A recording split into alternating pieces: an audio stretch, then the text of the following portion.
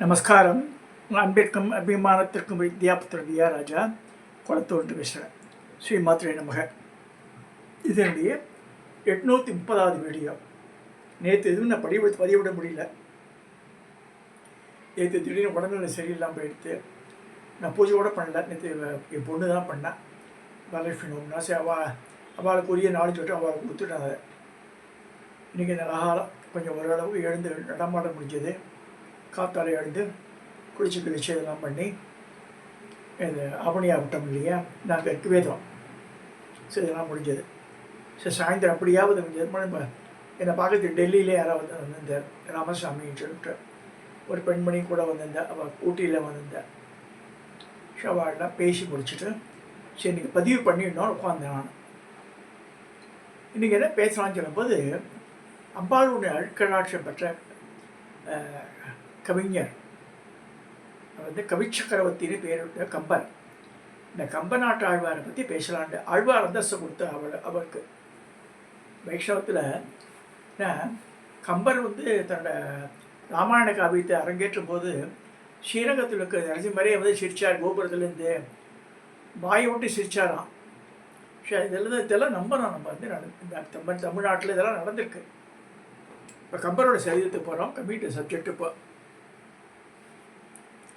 இதிகாசங்களில் ஒன்றான ராமாயணத்தை எழுதிய தமிழில் எழுதிய கம்பநாட்டு ஆழ்வார் செல்வார். அதாவது ஆழ்வார்களை ஒருவராக மதிக்கும்படி பேறு பெற்றவர்.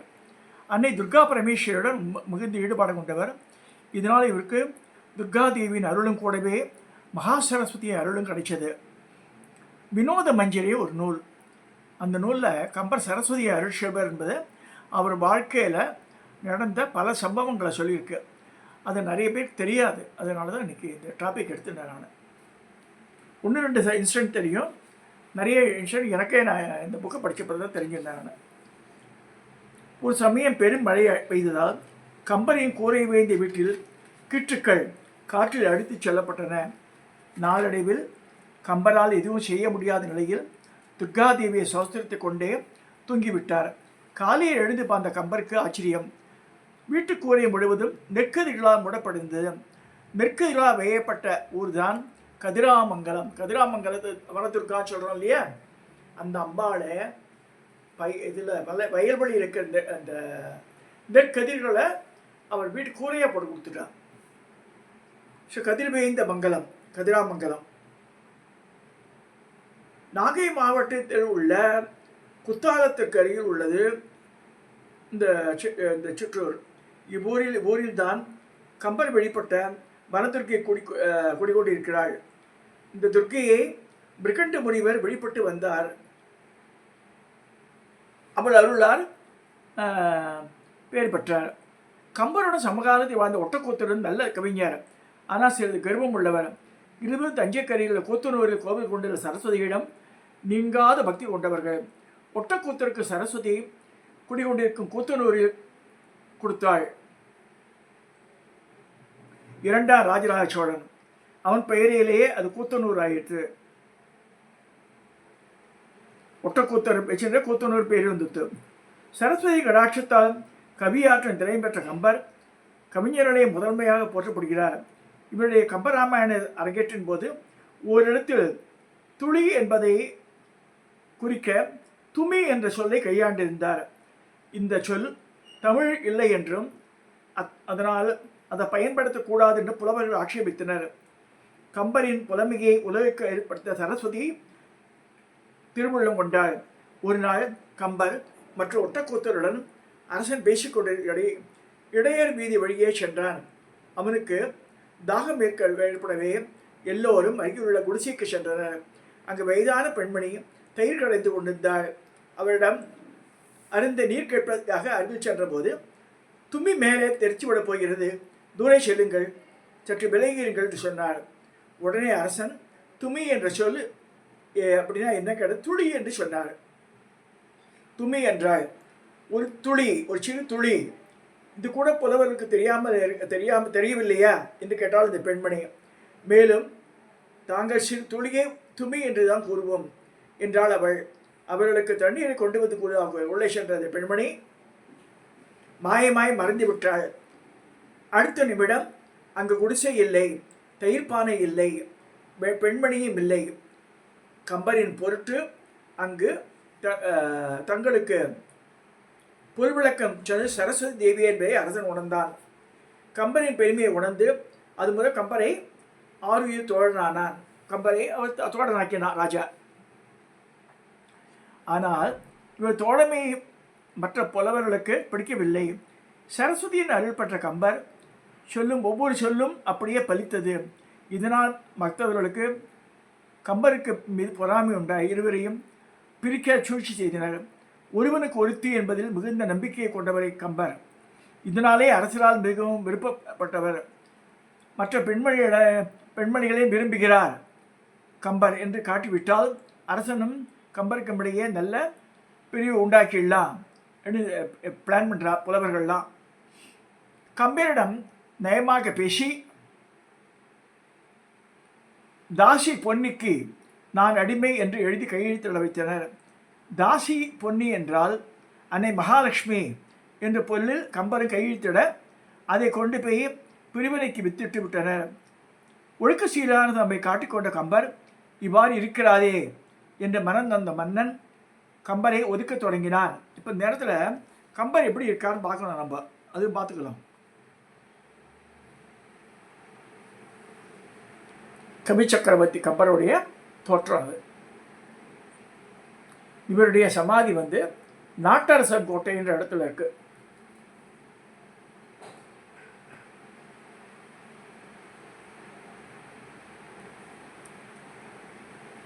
நாட்டரசன் கோட்டையில் ஒரு சமாதி இருக்கு, அங்கே சிலை இருக்கு.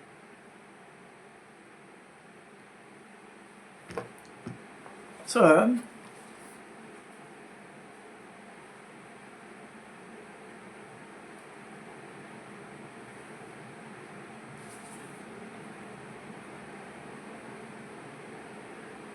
இப்போ பலன் சூழ்ச்சி பண்ணுறாள் இல்லையா, ஒருவனுக்கு ஒருத்தி என்று மிகுந்த நம்பிக்கை உண்ட கம்பர்.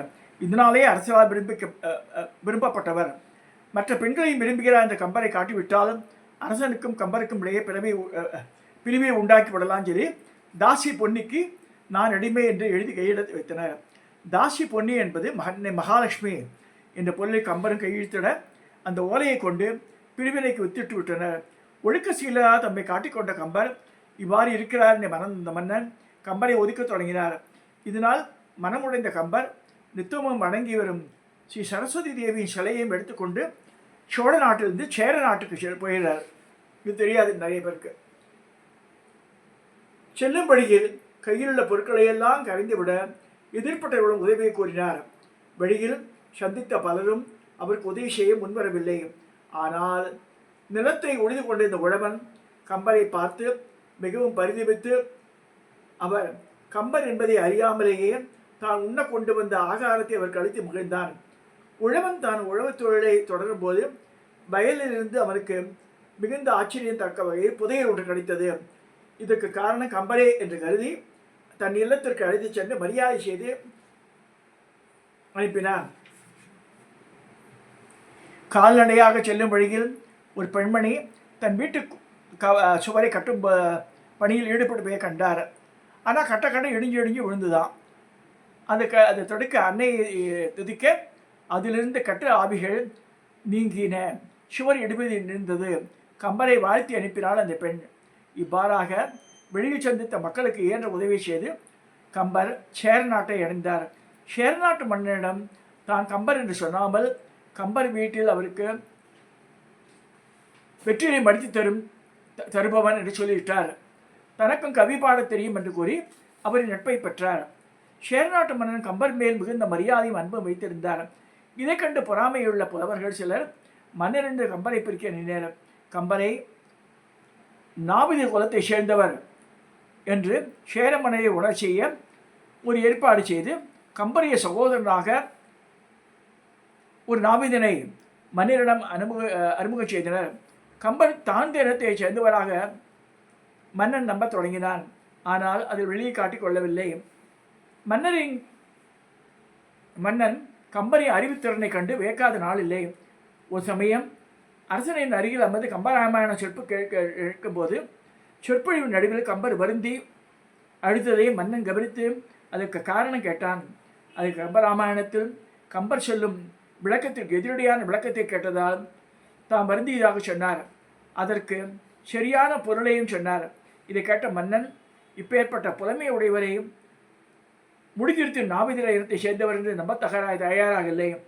அதனால் அவரை கண்காணிக்க ஒற்றர்களை ஏற்பாடு செய்தான். கம்பர் தாமும் இந்த எக்கட்டிலிருந்து விடுபட சரஸ்வதி தேவியை பிரார்த்தித்தார். தேவியும் தன் கால் செல்லும் ஒன்றினை கயற்றி கொடுத்தாள். இதன் மூலம் ஒரு உபாயம் தோன்றியது கம்பருக்கு. தன்னை நாவிதன் என்று நம்பச் செய்து புலவர்களுக்கு ஒரு நல்ல பாடம் கற்பிக்க நினைத்தார். கம்பர் தன் சகோதரனாக அறிமுகம் செய்யப்பட்டவரிடம் சென்று, நம் பெற்றோர்கள் நமக்கு விட்டு சென்ற சொத்தில் ஒரு கால் தண்டை உன்னிடம் இருப்பதாகவும் மற்றொன்றை தரும்படியும் கேட்டார்.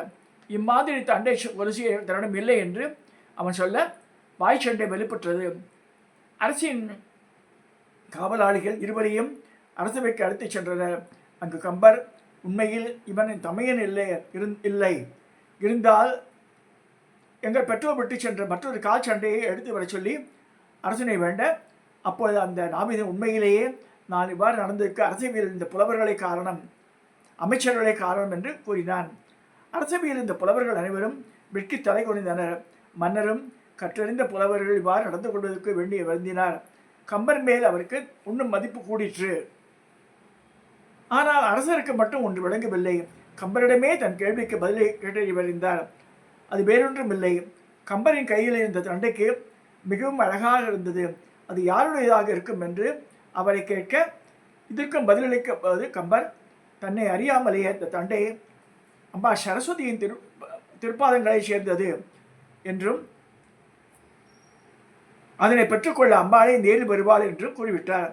அரசன் அன்னை என்று வருவாள் என்று கேட்க, அதே நிலையில் அரசரை அழகு நிறைந்த வெண்மண்டபத்தை ஏற்பாடு செய்து அது முத்துக்களான தூண்களையும் சிம்மாசனமும் செய்ய சொன்னார். சிம்மாசனத்தின் முன் திரைச்சீலையை தொங்கவிட செய்தார். அரசரும் கம்பர் கூறிய வண்ணமே செய்ய, கம்பர் அந்த மண்டபத்தில் சரஸ்வதி அந்தாதி பாட, சுந்தர ரூபமுள்ள அம்பா சிம்மாசனத்தில் வந்து அமர்ந்து ஒரு கால் தண்டையுடனும் மறுக்கால் தண்டை இல்லாமலும் தன் அழகிய பிற்பாதங்களை நீட்டி தண்டையை காலில் போடும்படி சொன்னார். கம்பருக்கு சொல்றார். எப்பேர் புண்ணியமானவர்.